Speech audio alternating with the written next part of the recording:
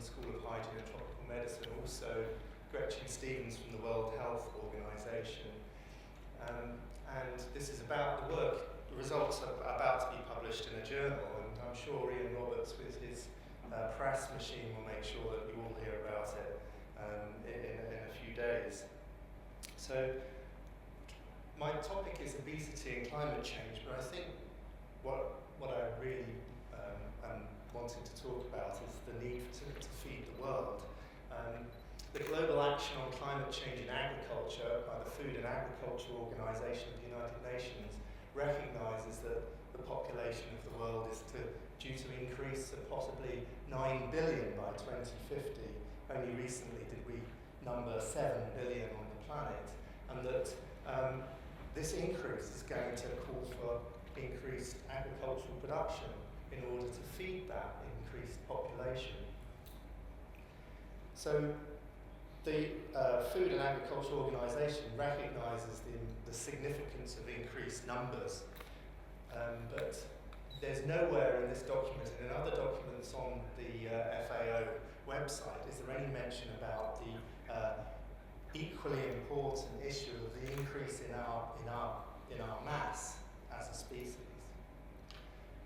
So 3 years ago, Ian Roberts and myself pondered one morning, was it possible to estimate the food calories that would be required to feed a population where we have 25% with a body mass index of over 30.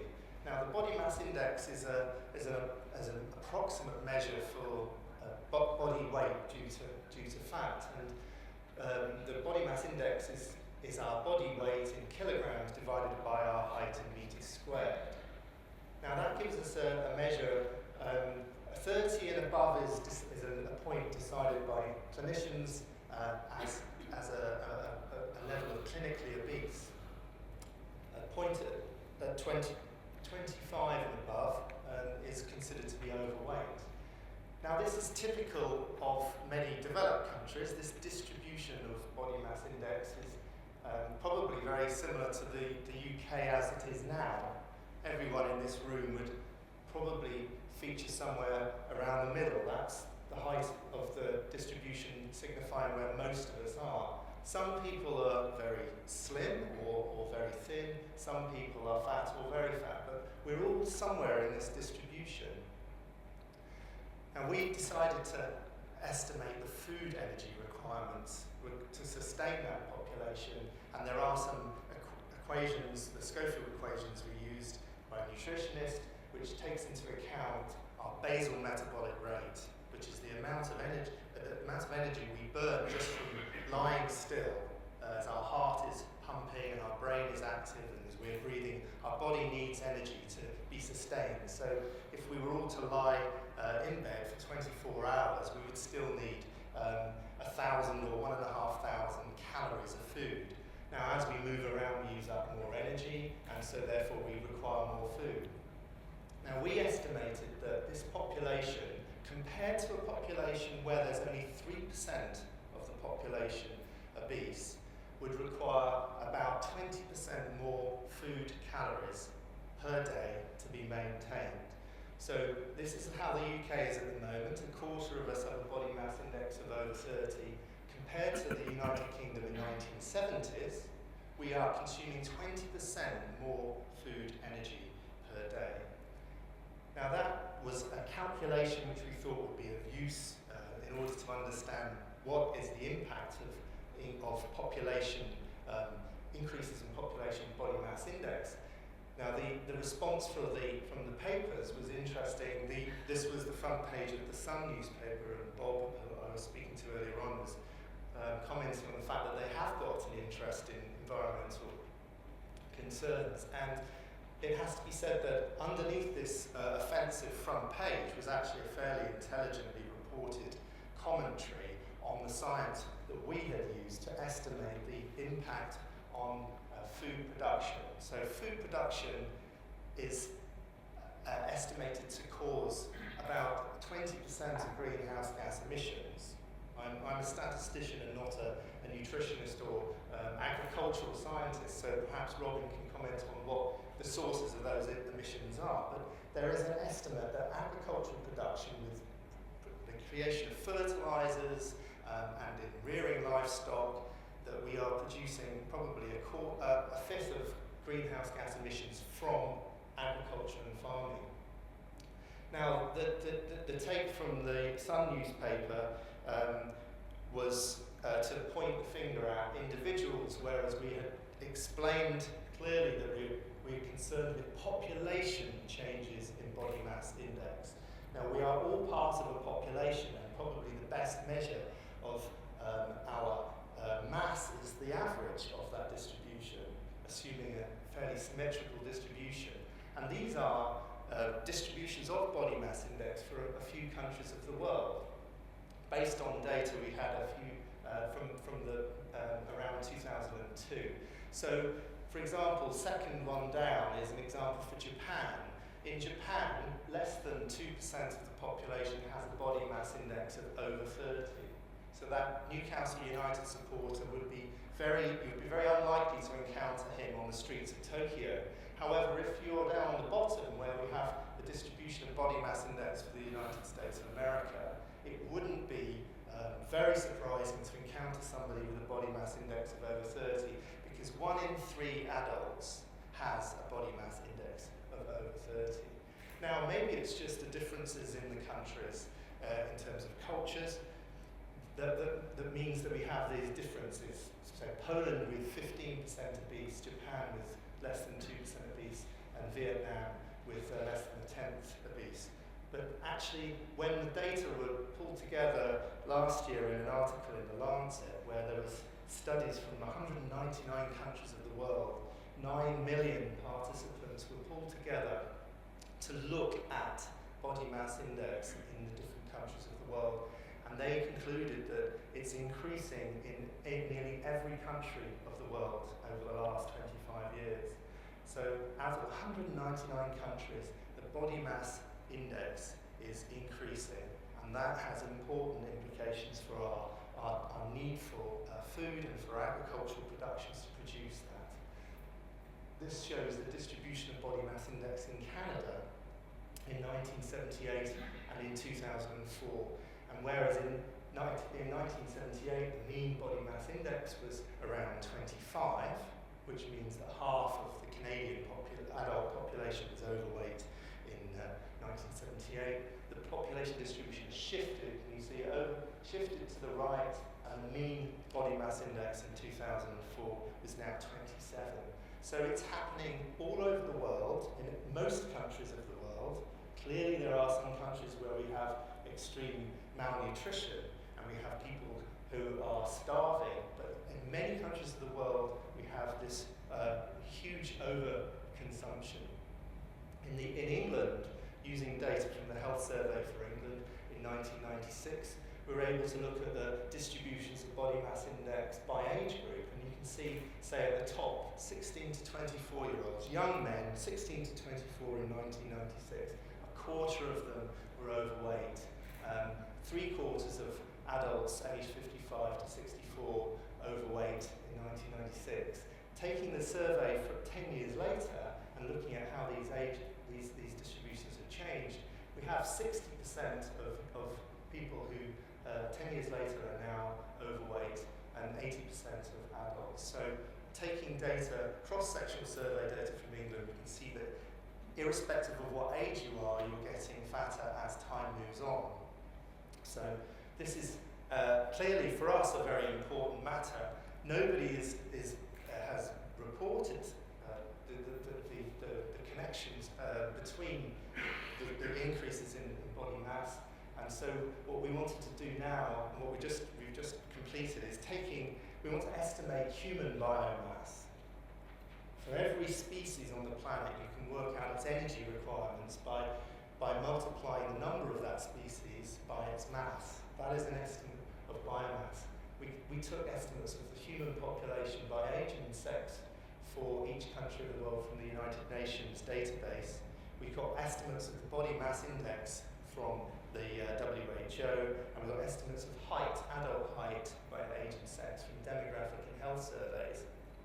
So body mass index is your mass in kilograms divided by height squared, so we can estimate the average weight of an adult human by multiplying body mass index by the square of height. And then finally what we've done is we've estimated the total mass of humans by country by multiplying the number of people by their mass in kilograms. We then worked out what is the total mass of overweight adults in each country, so the number of people with a body mass index over 25, multiplied that by their average body mass. And we worked out the biomass that is due to overweight. So how much of our flesh is due to adults having a body mass index of over 25. And these are the results. So hot off the press, estimates that are simple multiplications of numbers of people by average body mass. You see at the top in Asia you've got 2,800 million adults with an average body mass of 57 kilograms, producing a total biomass of humans of 162,400 million kilograms. And that a mass that is due to the Asian adults being overweight is 4,265 million kilograms. In North America, 263 million adults, an average body mass of 80 kilograms, 74% of adults being overweight. The total biomass, human biomass due to overweight is 3,297 million kilograms. So in total, the total biomass we estimate is 15,484 million kilograms. That's how much fat, how much tissue is on the planet as a result of the human race being overweight, and that requires feeding every day. That's a lot of fat, and if you wanted to imagine how much fat that was, that's 45,000 jumbo jets weighing 333 tons. So a jumbo jet full of weight flying over your head every 10 minutes, every hour of the day throughout the days and nights of the year. Or it's equivalent to building 6 of the Great Pyramids. And this is a person saying here, imagine what kind of a spectacle that would be if you had 6 Great Pyramids of fat in the desert. Or it's equivalent to filling 12,000 swimming pools. It's a huge amount of weight that we have gained because of our lifestyles and because of our environment, and it's having a huge impact. If we were all to become more like the Japanese, let's imagine we were to have a body mass of 58 kilograms, we would still have 5,600 million kilograms of weight due to body mass being over 25. But on the other hand, the distributions are moving to the right, increasing. What if we all became like North Americans with an average body mass of 80 kilograms? We would have 53,000 million kilograms of weight due to body mass being over 25 on the planet. And if you were trying to imagine what that would look like, that would be the equivalent of trying to feed another continent. Imagine we discovered another continent overnight that was the size of Europe.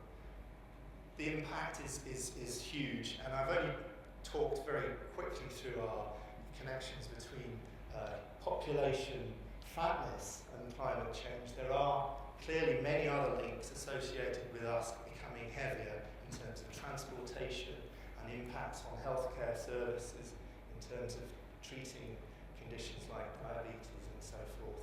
So this was just one little part of a story which Ian Roberts has explained more articulately than I ever could, but I'm happy to be associated with this book, which I hope is making some impact on getting greater awareness of the interconnectedness of the different aspects of climate change.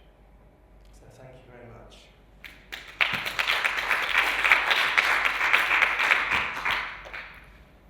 Thank you very much. Where's that microphone, people? How's that? Very good. Sure.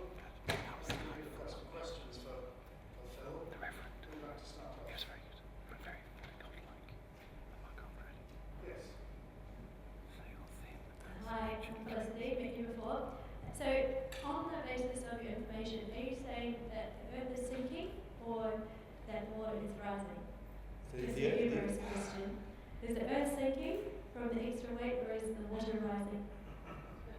I think the Earth is sinking in many parts of the world, definitely. I don't know who's suffering most. I'm sure that together the increase in body mass is having impacts that are causing water to be rising, and particularly in terms of healthcare, I think there are the diseases that people are going to be facing as they're becoming more and more overweight. It's going to have impacts that's probably the equivalent of a whole new continent arising.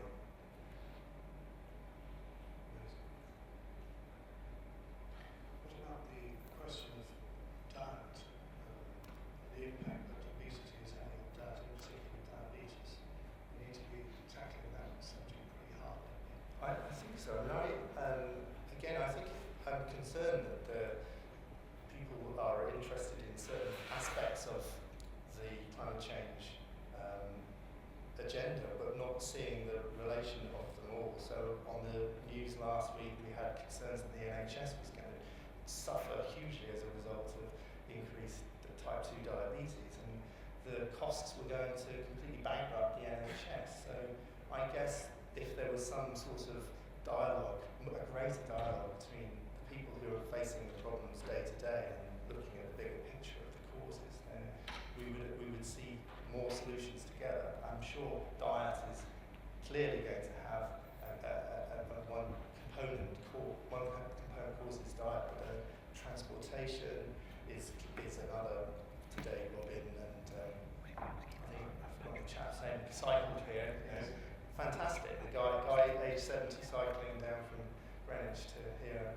Those are the sorts of examples of how we can change and change for the better. Yes. He's not 70 until Thursday. But he'll live to be 100. Yeah, you talked about the strain that obesity puts on the planet through agricultural production, crude production, and more CO2.